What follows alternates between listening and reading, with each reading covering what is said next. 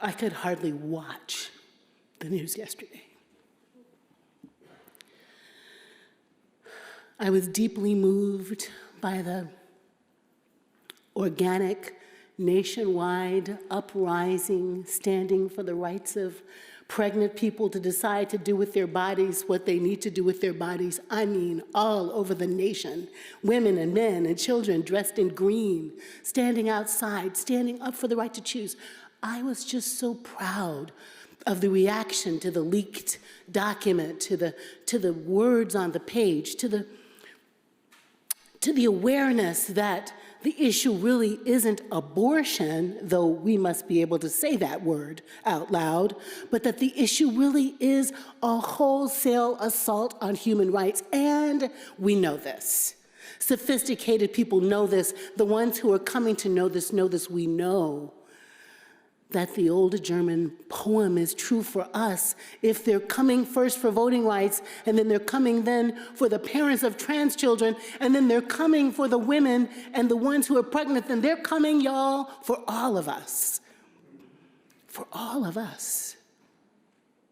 For all of the freedoms for which our grandmothers and grandfathers and from suffragettes to, no, let's go back, to emancipation. Let's go back to every human soul that said, I will be free. Let's go back to Harriet Tubman walking once again and again to get people out of bondage. Let's go back to everybody who stood to say, I must have the right to vote. Let's go back to all the soldiers who fell to the ground, dead to stand for the rights for us to live. Let's go all the way back to my great Uncle George, working with Fannie Lou Hamer, making sure that there was a right to vote for those poor people in Mississippi. Let's go back to all the students who sat at lunchroom counters defying the white supremacists, eating there and being crashed on the head by ketchup bottles and salt bottles. Let's go back to all the people marching across the Pettus Memorial Bridge saying, give us free. Let's go back to that ship of slaves and all who stood for their right to have liberty on this land. Let's go back to every Chinese justice warrior who said, we will make this nation a nation for our people too, and move this conversation from black and white. Let's go to all the queer people who stood up in dance clubs and on streets to make this nation a safe and well place.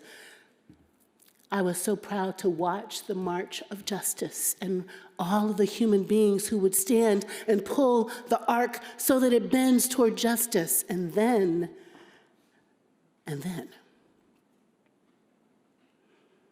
there's what your eyes cannot stand to see one more time.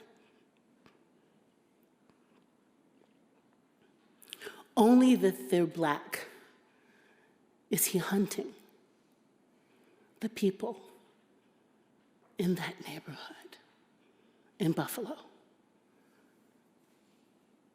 And that this home place, land of the free, home of the brave, cannot connect the dots between slave patrols and the right to bear arms so that the white supremacists can easily shop and shoot and kill. I can hardly breathe. How about you?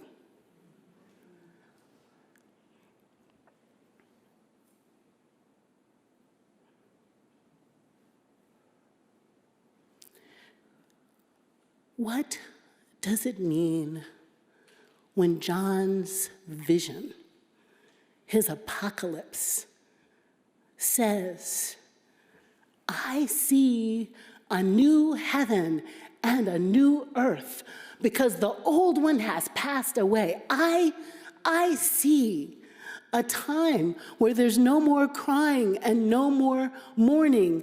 I see a time when the waters of life flow freely so that all of the thirsty children, including the ones in Flint who still don't have clean drinking water, can live and be made well by the river of life, the water of life. How do we imagine somebody seeing something so beautiful and amazing and powerful and positive in his time, which is not so different than ours? I mean, when I was a little girl, my mother and father would stick a book in my face all the time. Here, read this. You know, what does it mean to menstruate? Here, read this. You know, why are people crazy? Here, read this. Why is there racism in the world? Girl, read this. Is there really a God? Read this. And then I'd read it, cover to cover. And you get to Revelation and you're like, what in the hell, Mom and Dad? What does it, right? What is this talking about? What is with the beast? What is with the sea? What is with the sea monster? I mean, the vision in John's apocalypse, which really just means to reveal, to pull back, to take away the veil, happens in a context in which he's describing not only the future, but the present tense events happening in his time. Turmoil, heartbreak, war, famine, oppression, power-wielding, power-grabbing people making the masses broke, destitute, class wars. The beast is Babylon. The beast is Rome. The beast is the United States of America. Did I say that? The beast is capitalism run amok. The beast is any nation state that occupies any other nation state and kills its journalists and would disrupt the funeral with batons and bullets. John's vision of God everywhere, making light everywhere. God so present to all the people, they don't even need temples or synagogues or mosques, because God takes up residence in each of them, like this synagogue made a mishkan for us, a tabernacle for us. God tabernacles in the people so profoundly that religion, that's what John was writing about.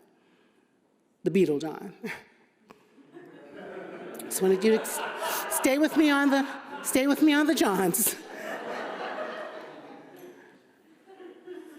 Imagine there's no country, right? It isn't hard to do. Imagining a time where borders don't matter, where ethnicity doesn't matter, where gender and sexuality doesn't matter, not because it doesn't matter or doesn't exist, but because it isn't a border or a boundary to keep us apart from one another. This is what he saw. This is what he's dreaming of. And guys, we don't see it, not yet, not nearly enough. Oh no, we the church don't see our calling, vocation to be the temple of the holy, the residence of the holy, the place where God takes up residence and lives in us so profoundly that we change the world. We're just not ambitious enough. We're just not. And I want to be honest with you, sometimes I can't see it. God, I'm a professional seer of things. I get paid to see, and sometimes I can't. It's just too distracting, it's just too hard, it's just too much, it's too painful. And you can't take it. And your head is bowed, and your tears are flowing. It's really super hard to see a healed world through blurry, red, itchy, teary, heartbroken eyes. But on a good day, I remember that when I was a little girl and Mom and Dad were throwing books at me, I had a vision, a dream, that I would dream almost every year on target. Right around the time The Wizard of Oz would come on, I would dream this dream. And I am pretty sure there was a correlation. You'll know when I say it. I would dream a dream every year of being a girl on a journey up a mountain. And I'd walk around and around and around the mountain, through summer, through spring, through winter, through fall, verdant trees. I could smell, I could feel the changing of color, the transformation. I'd walk around and around and around until I got to the top. And when I got to the top, there would be a mountain lion. And the lion was white and had like a giant mane and green, scary eyes, but I wasn't afraid. And the lion would be talking. The lion would be talking.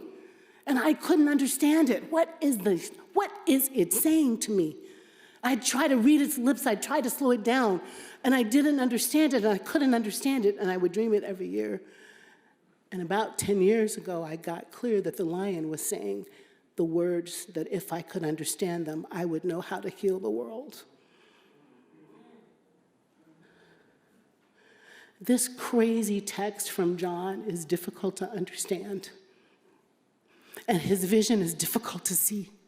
But his core message, y'all, is we are the ones that God is waiting for to get busy healing the world. She can't do it without us.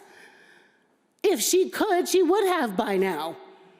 She needs children and teenagers and mommies and daddies, old people and young people, queer people and straight people, black and white people, Asian, indigenous, and Latinx people to get in line for the movement of love and justice, to be willing to open up our hearts and our minds and let God inhabit us fully, pushing out selfishness, pushing out fear, dismantling the isms that we think define us, and being one human family healing the world. The world, the creation, Paul says, is waiting like a woman in childbirth for the children of God to reveal themselves.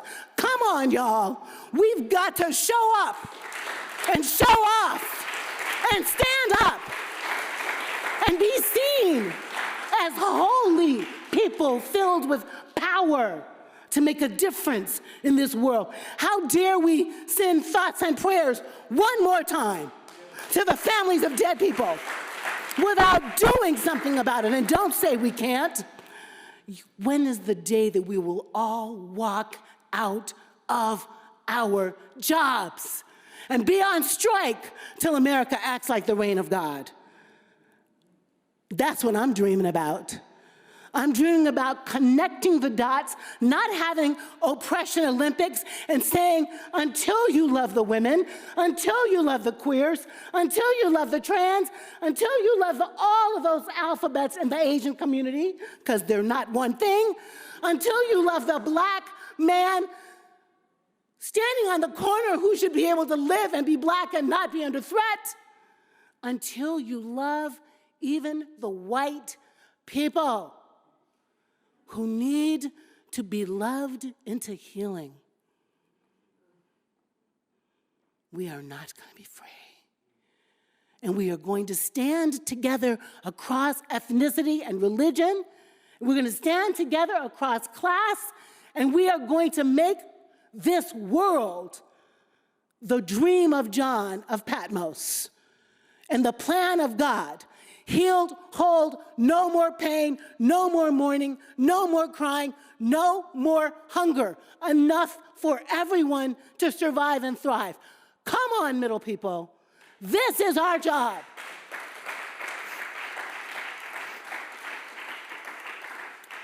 We clearly didn't need a temple in order to be faithful this last 2 years, because we didn't have one. But I'll tell you what. God's people want to be seen and hugged and touched. They want to feel the choir sing. They want to see our faces, pretty soon, all of our faces, with eye contact, and feel the embodiment of God. Do you understand what I'm saying? The reason that we are called by God to do a bold new thing on the earth is because we're gifted to do the bold new thing on the earth. We have the stuff. We've got the stuff that we want. We've got the stuff that we need. We've got more than enough to make racism fall to its knees. Because we are the kings and queens and non-binary siblings of the day and night, and God is calling us to move. Are you ready to move? Are you ready to move? Are you ready to move? Then let's go and get busy. Amen.